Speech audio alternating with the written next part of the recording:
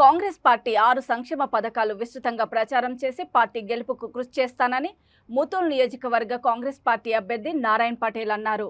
మంగళవారం నిర్మల్ జిల్లా ముతోల్ మండల కేంద్రంలో తన ప్రచారం కొనసాగించారు. మండల కేంద్రంలో కాంగ్రెస్ పార్టీ కార్యాలయం ప్రారంభించిన అనంతరం భారీ ర్యాలీ చేపట్టారు. ఈ సందర్భంగా పలువురు ఓటర్లు కాంగ్రెస్ పార్టీలో చేరారు. ఎమ్మెల్యేగా తాను పనిచేసిన అభివృద్ధి పనులను ప్రజలకు తెలియజేశారు. కాంగ్రెస్ పార్టీ అభ్యర్థి అయిన తనను ఓటు వేసి గెలిపించాలని కోరారు.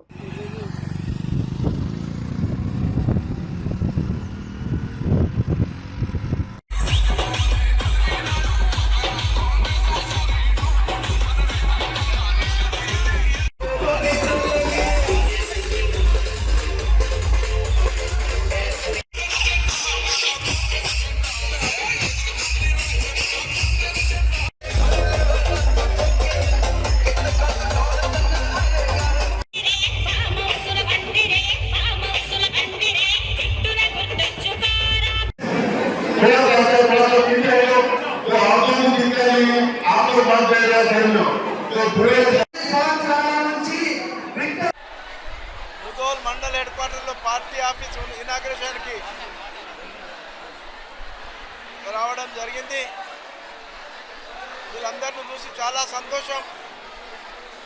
ఓన్లీ పార్టీ ఆఫీస్ ప్రారంభోత్సవానికి ఇంతమంది అందరు కలిసి వచ్చి ఒక బహిరంగ సభలాగా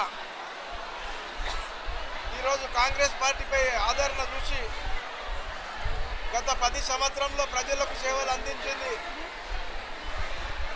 వ్యర్థం కాలేదని నేను భావిస్తున్నాను.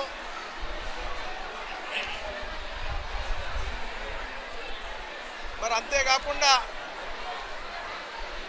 కేవలం కేసీఆర్ ప్రభుత్వం కళ్ళబొల్లి మాటలు చెప్తూ 10 సంవత్సరాలు గడిపేయడం జరిగింది.